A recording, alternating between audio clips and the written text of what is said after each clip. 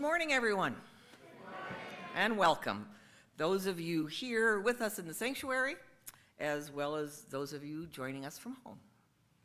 Whoever you are, whomever you love, however you identify, wherever you are on your journey, you are welcome here. And we are all delighted to be together. I'm Mary Alm, your worship associate. I'm a cisgender female elder, labeled as white, and like the legendary nursery teapot, short and stout, with even shorter white hair, dramatic eyeglasses, and today I'm wearing lime green. With me on the chancel this morning is our guest minister, the Reverend Janet Onnie.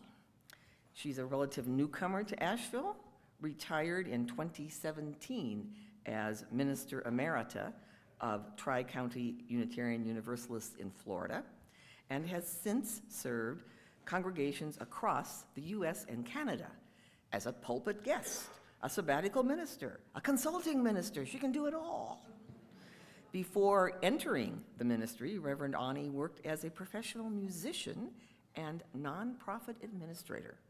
Her spouse of 58 years is involved in food distribution services here in Asheville. So of course we're delighted to have them both as new members of the congregation.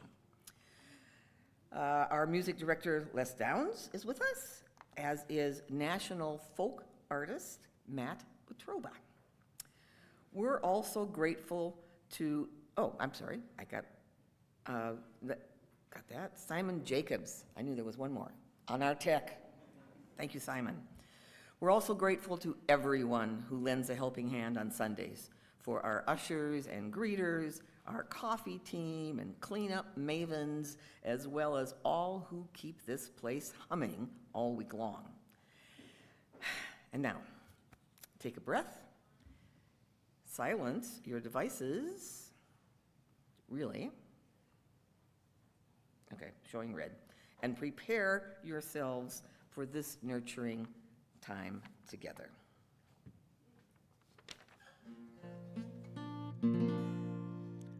I guess I'm the national musician. From Detroit, so good to be here.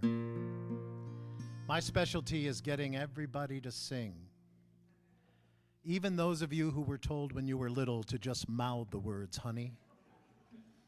Because singing makes us feel better. Let's try this one. We are climbing Jacob's ladder. You know it? We are climbing Jacob's ladder. We are climbing Jacob's ladder. Together all are we. Together all are we. I would say that's about a C- by my scale. And I used to be a high school teacher, so I have some authority in that area. Let's see if we can bump it up to a B+. Are you ready? Let's do it one more time. We are climbing Jacob's ladder. We are climbing Jacob's ladder. We are climbing Jacob's ladder. Together all are we. Every rung goes higher and higher. Every rung goes higher and higher. Every rung goes higher and higher. Every rung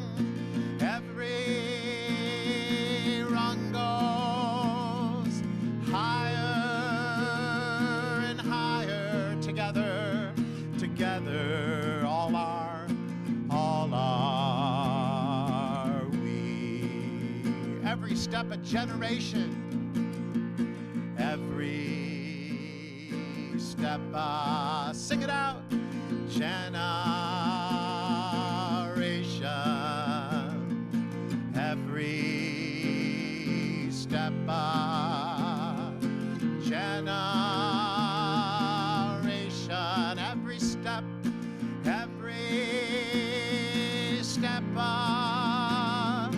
generation. Together, all are we.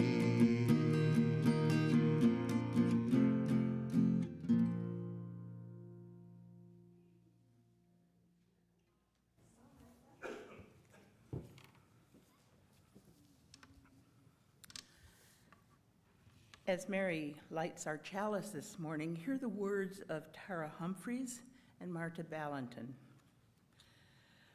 Whether you were born in this faith, found it, or it found you, whether you believe in God, are open to mystery, or still have no idea, whether you are holding anxiety, grief, confusion, anger, hope, restlessness, or deep peace, this chalice is lit for you.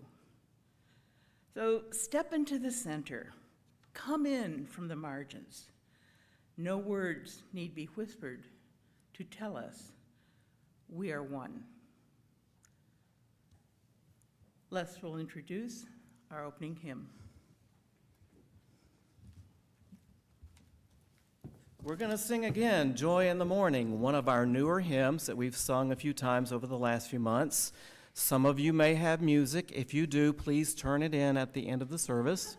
The words will be on the screen. Just a couple of things. There is a short interlude between each verse, and there's a key change before the third verse. But I think you'll remember. You just watch me, and I'll lead you through it. Here we go. Please rise in body or spirit.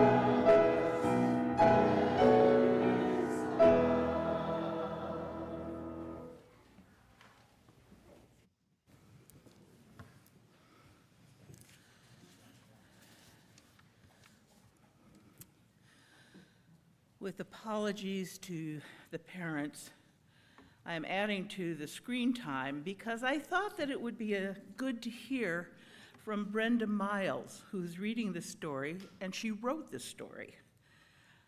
The illustrations by Monica Philippa are so much fun that it would be a shame not to share it with everyone. So let's see what happens when Taco falls apart. Meet Taco. Everyone expects so much from him. He must stand tall. He must be open. He must stay strong. But one day, Taco hits his breaking point. "The world wants too much from me," he cries. Taco cracks, tips over, and falls apart. "Oh no! What's wrong? What's happening?" say the peppers. "I think I'm terrible at being a taco. I feel terrible, and everything I do is terrible. I can't even stand up or keep it together. I'm done." The beans gasp. "This is awful," says the avocado. The onions form a ring and start crying. "Enough! Taco, you can change all this," says Nacho, "once you know about think, feel, do." "You said it yourself," says Nacho. "You think you were terrible, so you feel terrible, and now you won't do anything, and that's terrible." "That's loopy," says the lettuce. "I feel dizzy," says Taco.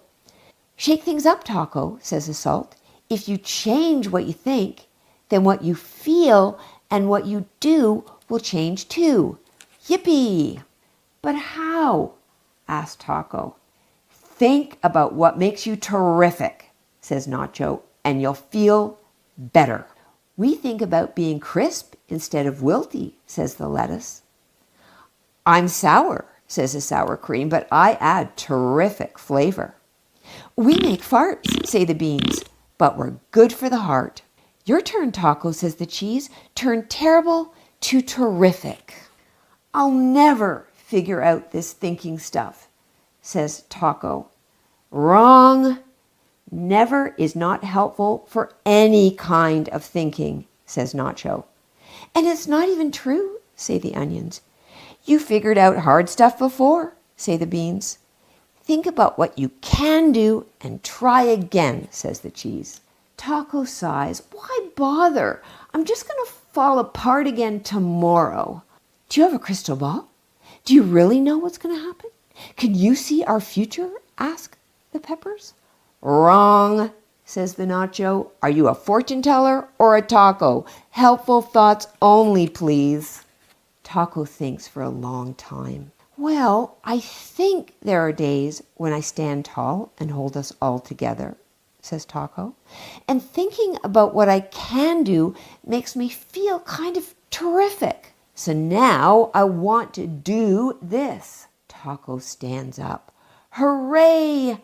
Come on, everybody. Let's pull it together." Group hug. Now Taco thinks lots about his thoughts. Some days he falls apart. Some days his shell cracks. But when Taco thinks about what he can do, he feels strong and stands tall, and life all around seems super terrific.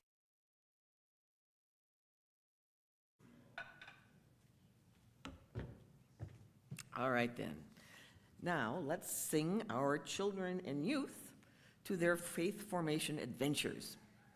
If you're new or visiting and sending your kids off to faith formation, we invite you to walk out with your kiddos so you can meet their group's leaders and find out where to pick up your child after worship. Then please do come on back. The words for "As You Go" will appear on our overhead screens. Please stay seated and sing it through twice.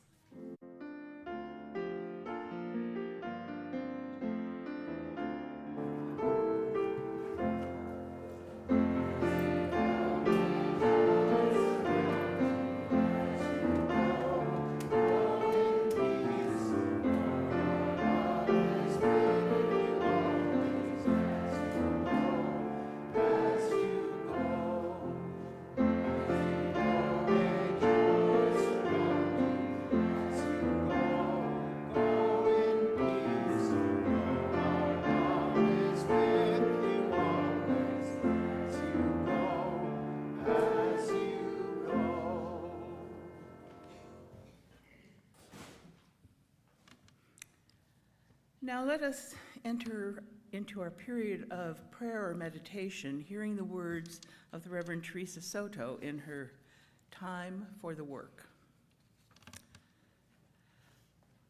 I'm not prepared to hear you say one thing and watch you do another without even mentioning it. I'm not talking about mistakes.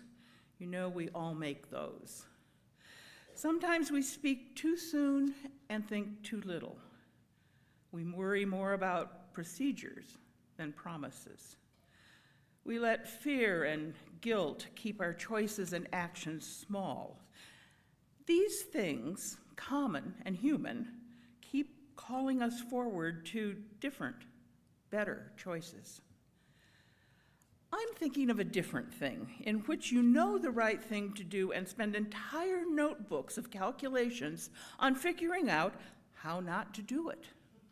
Or conversely, you give no thought to it at all. It's understandable that to learn, the student must be ready. And if you choose not to be ready while the world cries out for your help, choose to linger in indecision and shrug off the human cost, you are wasting the gentle flexibility of grace.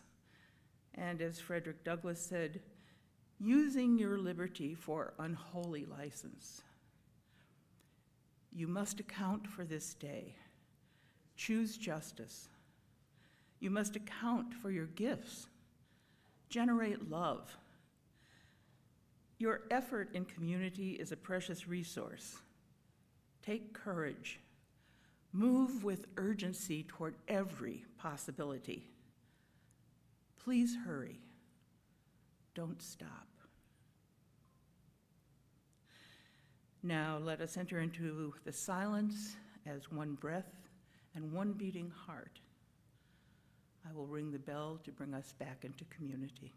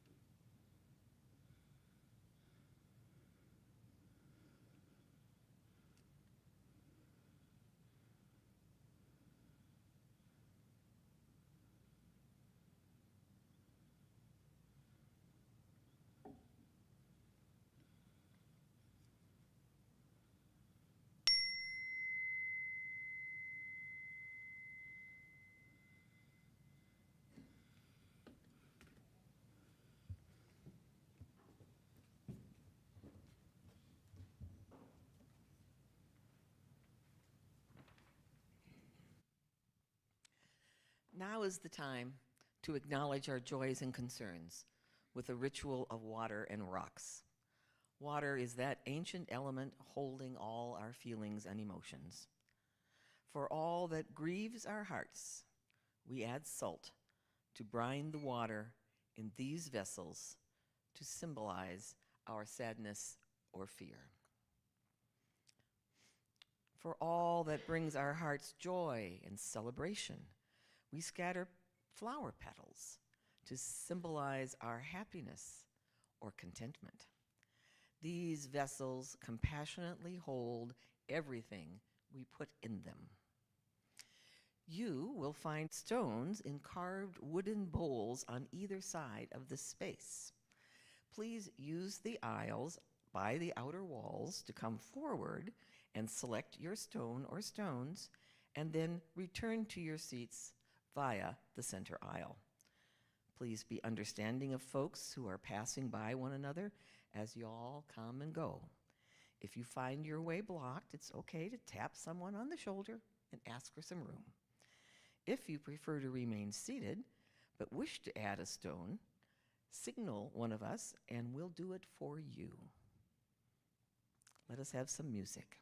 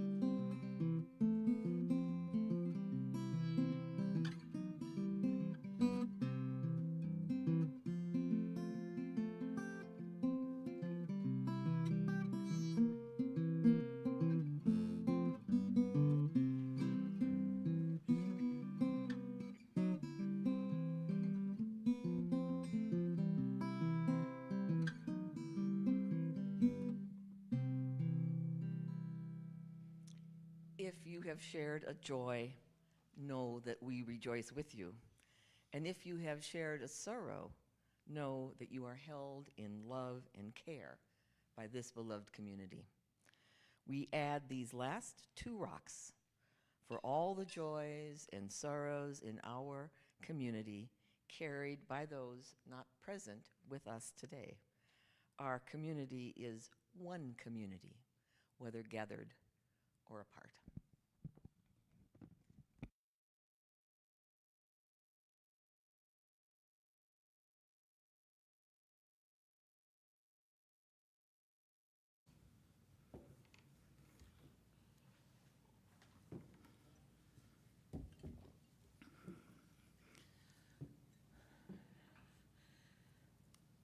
What follows are the Cliff's Notes version of a story from the first book of Samuel in the Hebrew Bible, specifically chapter 17, verses 1 through 58.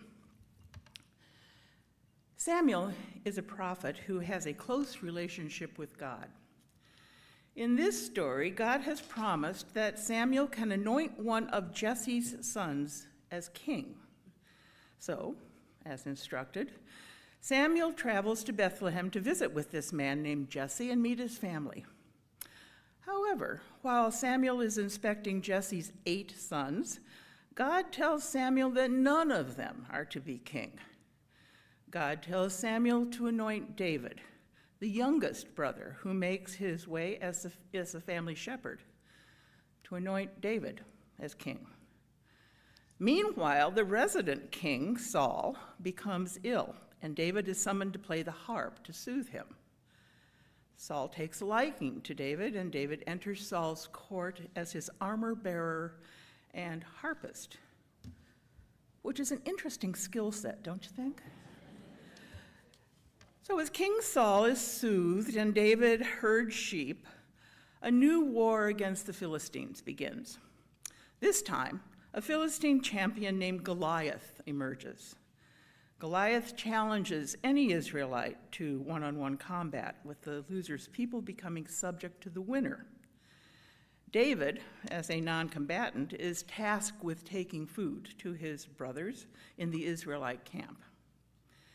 It is during that visit that David learns of the challenge and the reward that Saul is willing to give to the person who kills Goliath: great wealth, his daughter's hand in marriage, and exemption from taxes for the killer's family.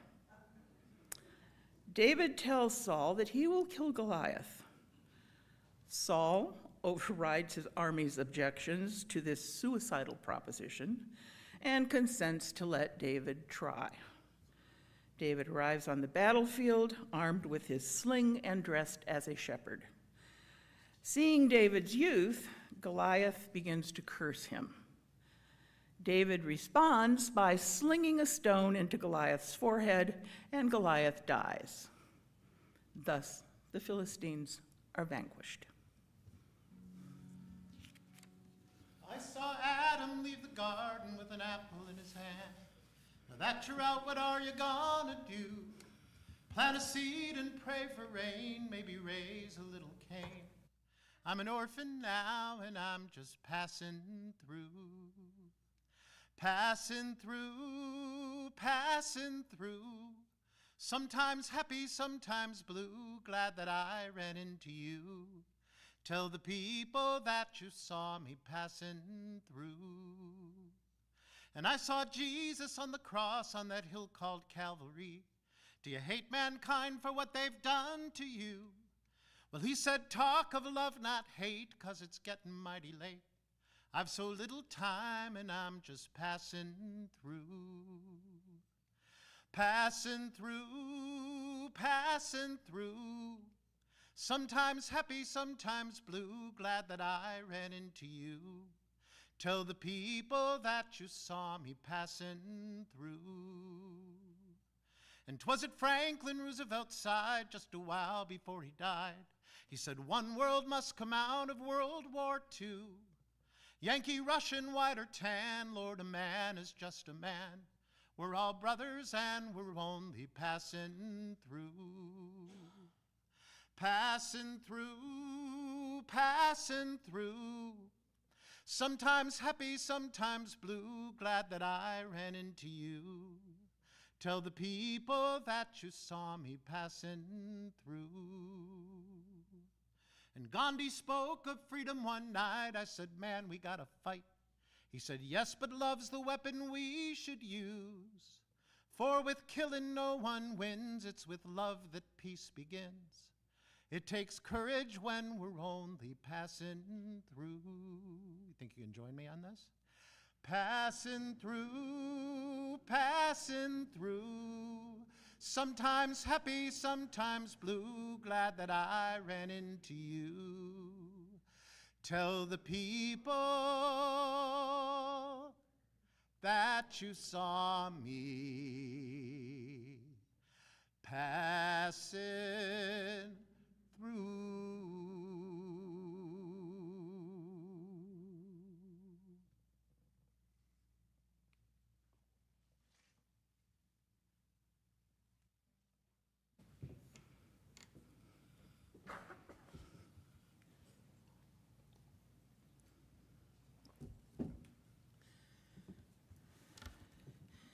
In the Word for All Ages this morning, you heard the story of Taco falling apart, and with the help of friends, one in particular, pulling itself back together. Then in the reading, you heard a very abbreviated story of the David and Goliath story. This is a familiar story to anyone who has attended Sunday school, corporate motivational workshops, or psychological roundtables on bullying. This morning, I'm going to start by explaining how King Saul is like the taco and David like the nacho. Yes, I know it's a stretch, but here goes. Think of the taco as King Saul. Kings have a lot of stuff to hold, so it's no wonder that they crack and fall apart from time to time. King Taco fell apart with some regularity. He was soothed and encouraged by the nacho, David. How? David played the harp and wrote and sang some songs. It was through the power of David's music that he became known to King Saul as someone to be trusted. So when David Nacho approached King Taco for permission to slay a giant, he had a lot of credibility. Permission was given. The stuff that had fallen out when Taco cracked returned to their place, and Nacho declared victory. I could, and I probably should, sit right down now. But I can't ignore the fact that today, on the occasion of the country's 250th birthday, today might be a good day to talk about what we can learn about falling apart, encouragement, and bravery. The first book of Samuel was written about 925 BC, during the early Iron Age. It's the ancient prequel to the latest conflagration between what is now Gaza and Israel. When the book of Samuel was written, the Philistines and the Israelites both wanted the Levant under their political hegemony. That was quite a large geographic area, which included the modern countries of Syria, Lebanon, Palestine, Israel, Jordan, and Cyprus. The Philistines got the upper hand first, but by the 10th century, the Israelites became the primary force in the region. It doesn't take much imagination to substitute the Philistines and the Israelites for the Republicans and the Democrats, both struggling for dominance in the United States. And like the Philistines and the Israelites, the battle lines are drawn with a deep valley in between. The Philistine champion in the person of Goliath was big. 4 verses in the story were spent describing just how big. He also had a big mouth. 4 more verses were dedicated to his boasting and insults. He was a bully. As he taunted the opposition, his Philistine followers supported his threats. They lined up behind his big, loud taunts and threats, and they seemed to gain strength from their association with him. His shield bearer was right there with him, holding a protective device so Goliath couldn't be harmed. He shouted at the Israelites for a very long time. The story says he kept it up for 40 days, but it could have been as long as 4 years or 20 months. Goliath repeatedly challenged the Israelites to a deal. Their refusal didn't stop him from continuing to try to make a deal. A big deal, an amazing deal. Certainly the biggest, most incredible, most amazing deal anyone had ever seen. Goliath and the Philistines seemed invincible.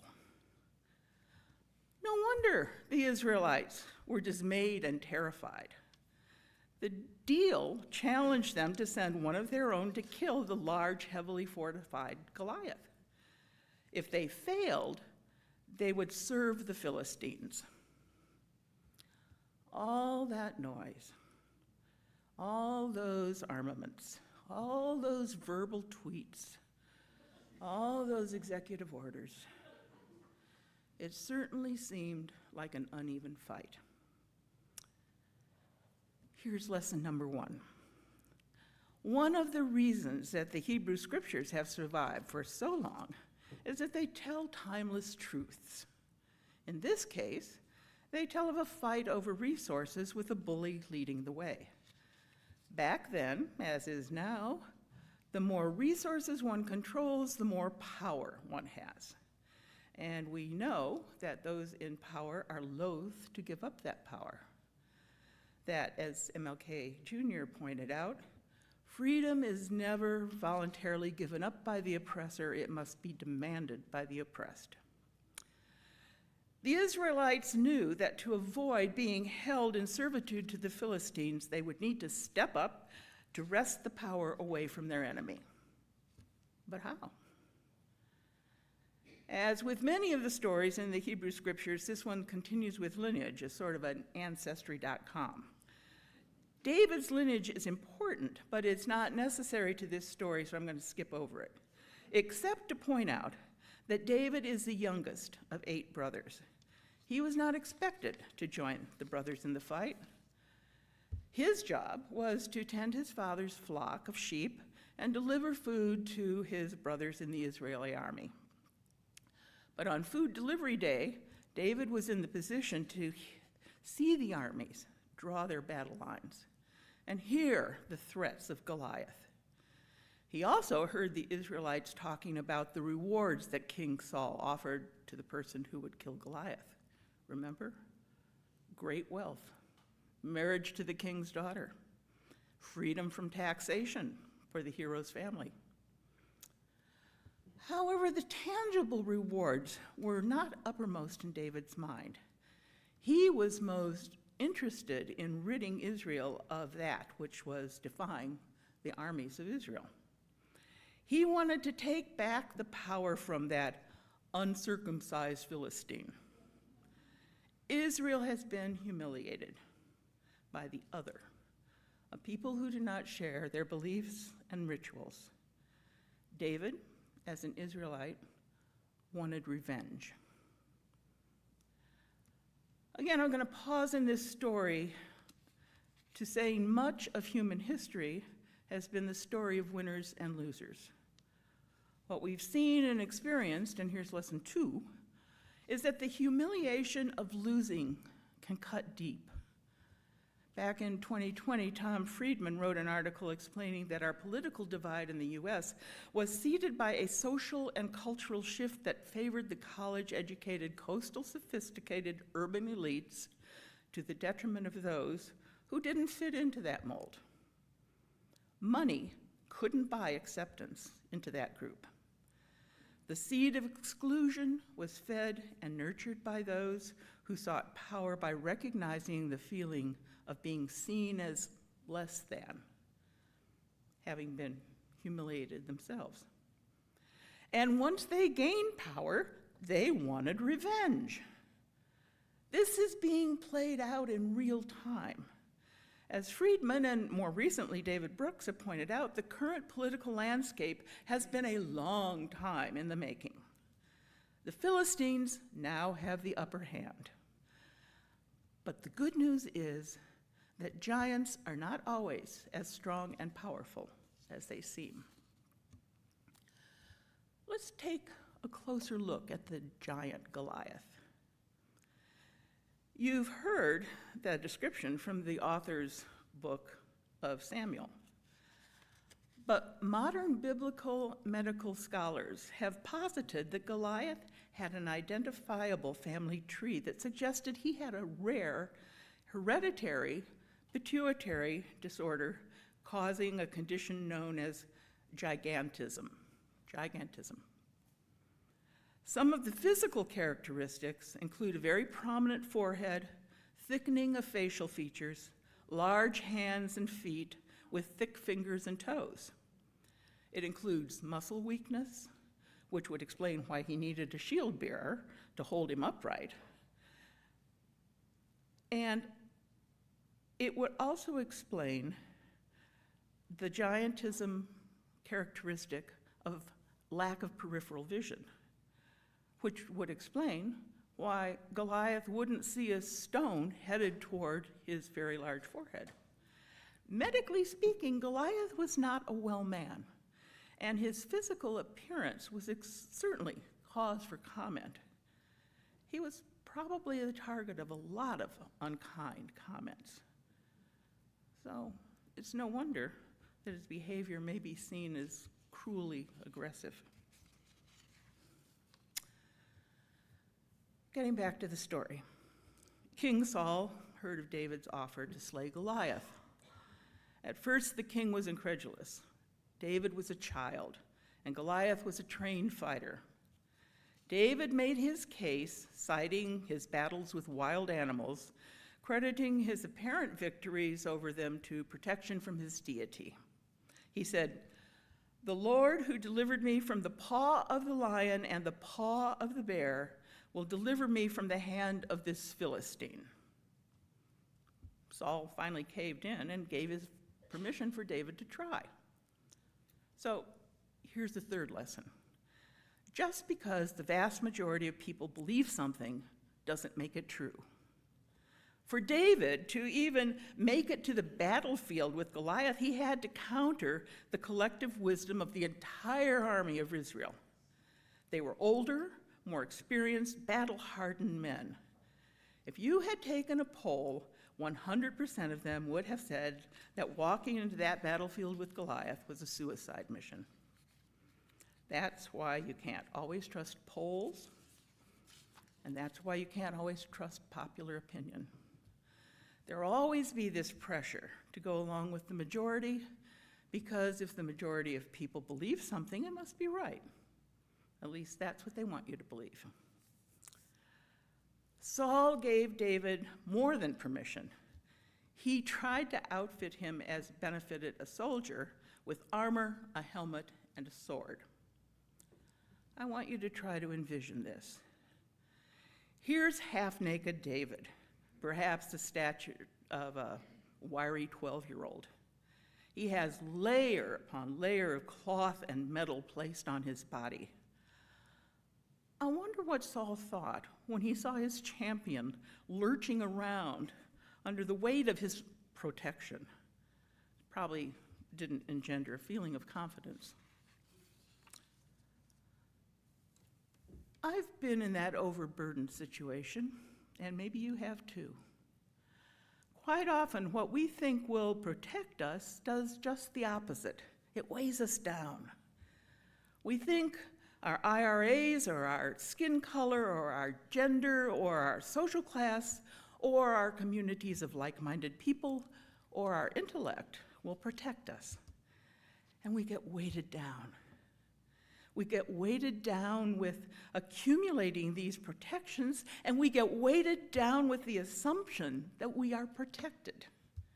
We get so weighted down that we can barely move. But what if we looked at our giants from a different perspective? What if everyone else saw as an asset Goliath's massive height and his weighty armor David saw as a liability? David knew that all that weight wasn't going to help him. He cast off the king's protection and approached Goliath with what he knew: stones and a slingshot. And David prevailed.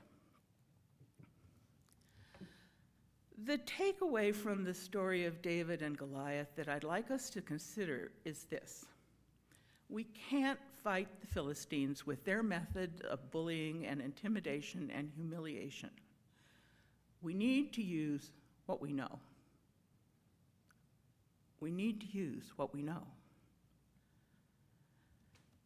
Several years ago, I had the privilege of attending a naturalization ceremony at Monticello, where 74 people from 36 countries around the world became new American citizens. It was a long, hot morning, not particularly conducive to close attention to speeches.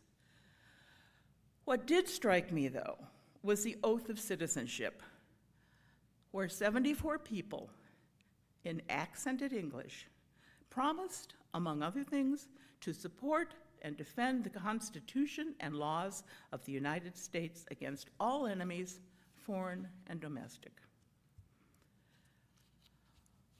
What struck me about this oath was that it was undertaken with the presumption of shared values, regardless of diverse backgrounds and experiences.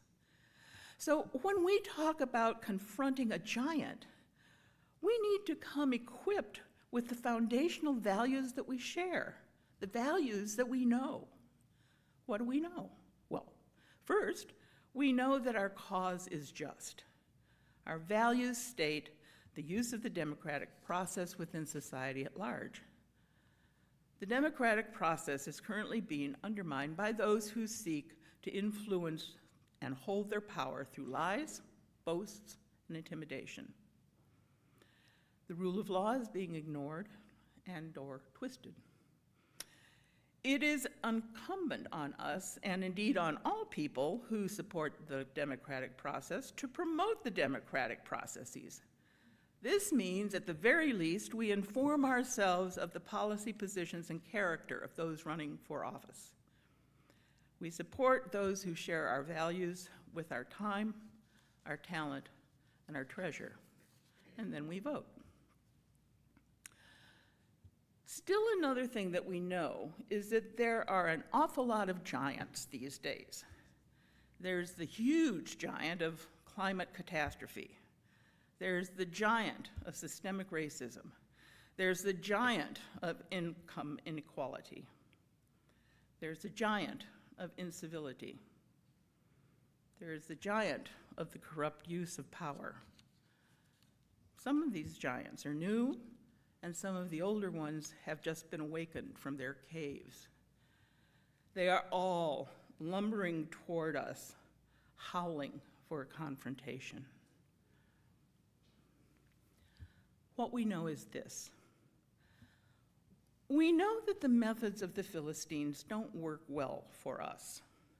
When we attempt to use the methods of the Philistines, we become shrill and arrogant and, well, ineffective, because we're not very good at those methods.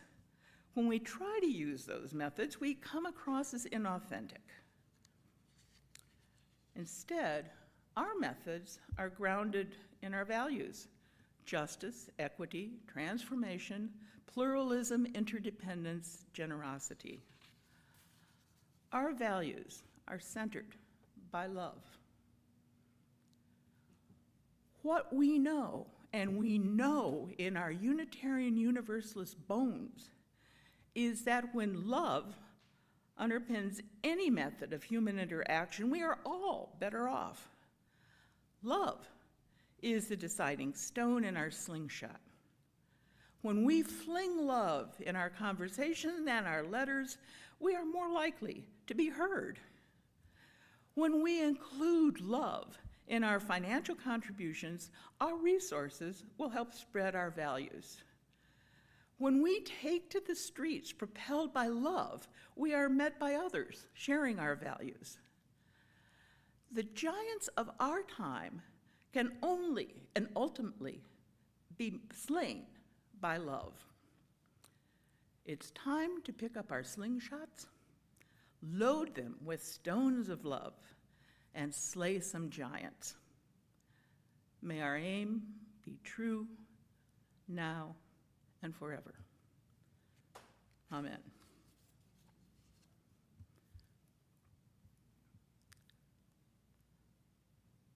The next hymn is the familiar African American spiritual, Come Go With Me to That Land. The words are on the screen. Please rise as you are able and called to sing with me all 4 verses.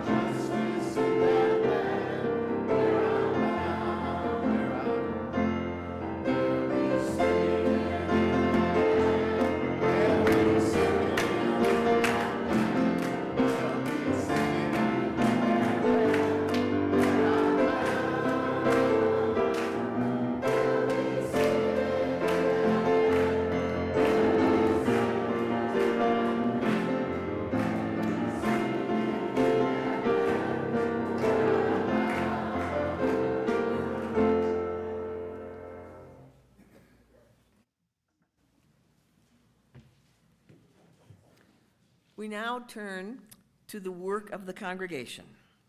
And as a first step, we welcome all our visitors, whether first time or after several stealth appearances.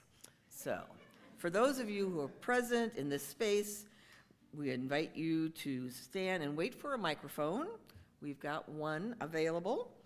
We'd like to know your name and where you're visiting from, and we'll take more time after the service in the coffee hour to get to know you better. We have one microphone, so if everyone would, okay, sorry. Please wait to have the mic brought to you as someone is holding a mic, and then everyone can hear your name and your home place. All right, look at all our visitors. Wonderful. Please.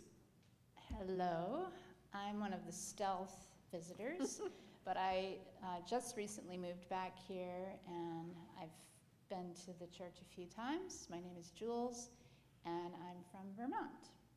Welcome, Jules. Welcome. Hi, my name is Mary. I'm originally from Maryland and I live in West Asheville. Welcome, Mary. Grand old name. I'm Sally Smith Adams, and I'm delighted to see Reverend Onnie here this morning because I'm from the NCUU chapter in Citrus County, Florida. Welcome.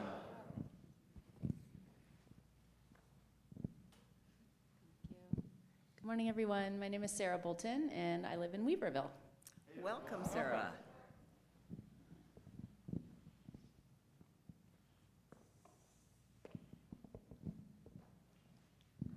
Good morning, I'm Kelly. I'm from Alexander. Good morning, I'm Della. I'm from Alexander. Welcome to both of you.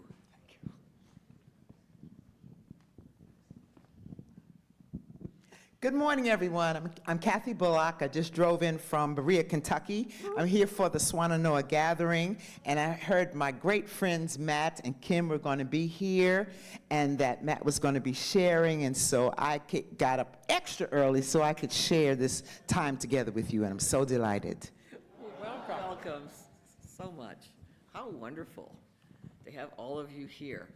And now it's time to meet Reverend Trevor Johnson, our Connections Coordinator. Hello, hello, Trevor. Although all of us are ready to greet and to welcome you, Trevor in particular is the real deal as far as learning about how to get connected with what's happening around here.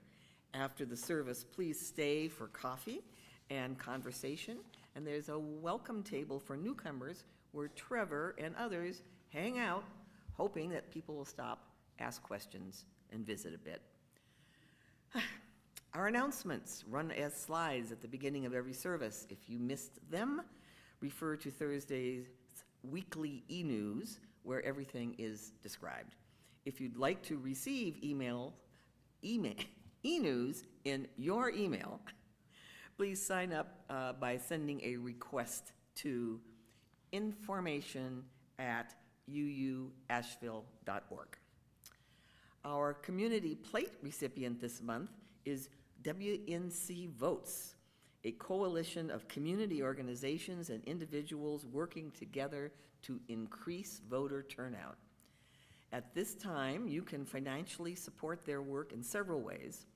Any cash in the collection plate will be split half and half between their work and ours, or you can write a check to UU Asheville and put community plate or their name, WNC Votes, in the memo line. And finally, you can follow the QR code on the overhead screens and make your online donation to whomever. The work and ministries of this congregation are entirely supported by the generosity of our friends and neighbors. No neighbors, our friends and our members. I'm still thinking about that. I'm sure some neighbors are very friendly, yes. Every Sunday, we celebrate this generosity, your generosity, with music and thanks. You are what make us possible, and we give thanks to you. The offering will now be gratefully collected.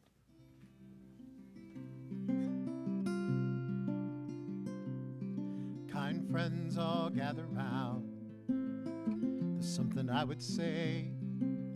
What brings us together here has blessed us all today.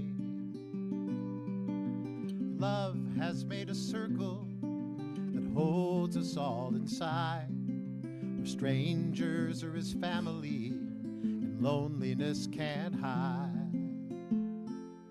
You must give yourself to love, if love is what you're after. Open up your hearts to the tears and laughter and give yourself to love. Give yourself to love.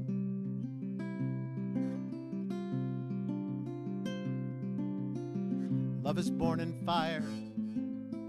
It's planted like a seed. Love can't give you everything, but it gives you what you need. Love comes when you're ready, love comes when you're afraid.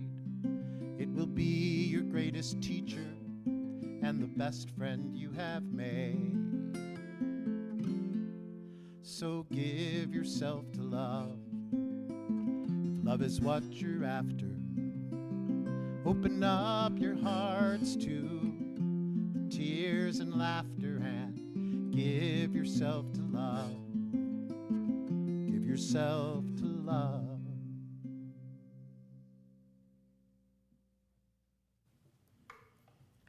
For the gifts of your presence, your time and wisdom, and your monetary support, we are very grateful.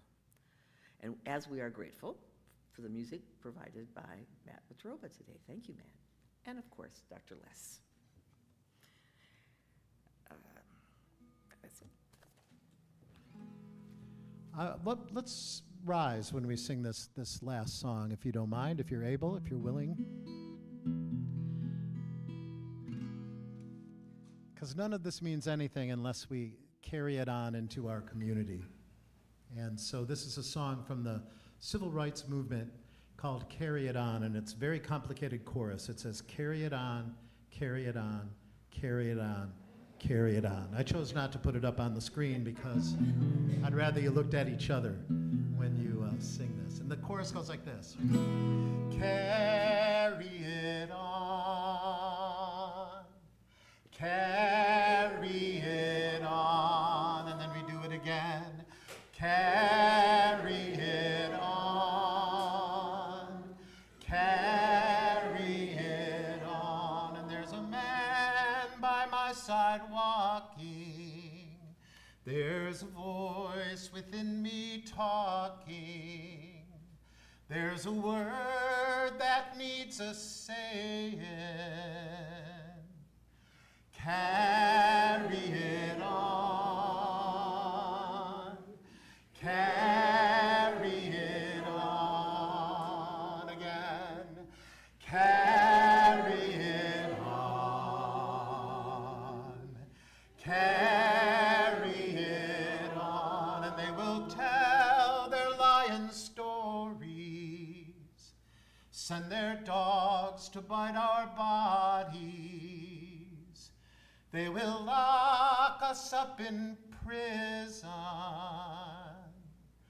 Carry it on, carry it on, carry it on, carry it on. And when you can't go on any longer, take the hand of one another. Every victory will bring another. Oh, let me hear you now. Carry it on. Carry it on one last time. Carry it on. Carry it on.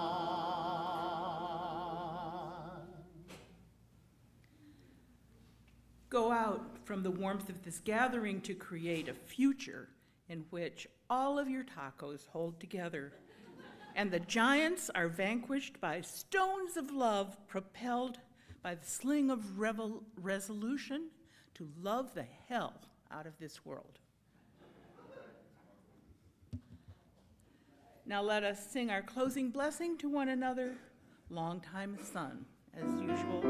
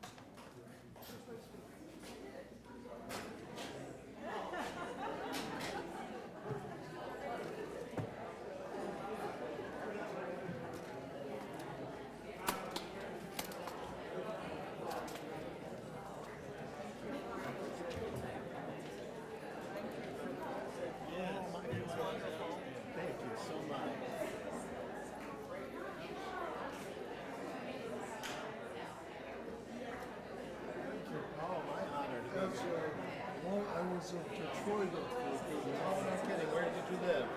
Well, I lived downtown first, and then I lived in Dearborn, and I lived in 15 Mile or Lake or whatever that was Yeah, called. it would have been about maybe Birmingham. Birmingham, yeah.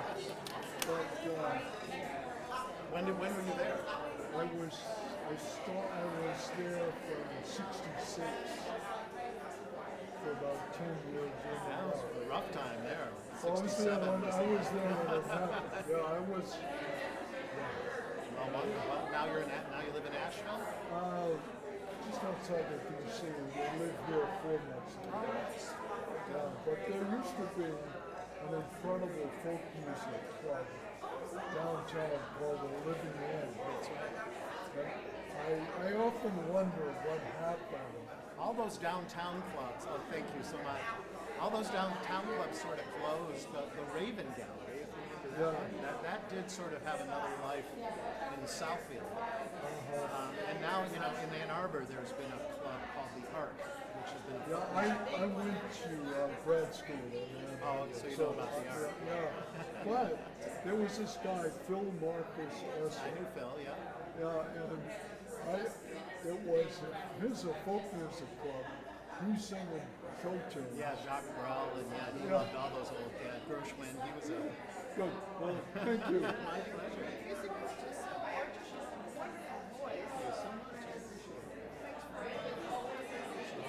That's what I do. That's what I teach at the Swannanoa Gathering. It's community singing.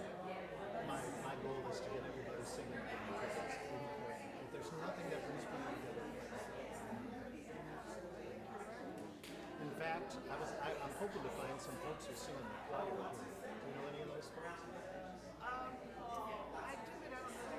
I can sing in the choir except for I live kind of far away, so I only make it about once a month. I'm doing a concert at the White Horse in Black Mountain, which is a really nice place. And I want to have an on-stage choir. We're gonna lead the crowd in shows. So I'm having. Maybe you could send out a blast to the. Oh, that would be great, Yeah, actually. I bet a lot would like to do that. But thank you for the kind words. And so where do you? This is my wife Kim. Yes, hi. I thought she said Deborah. Yeah. So thank you for sharing with us today. You all have a wonderful night. Thank you. Appreciate you coming today.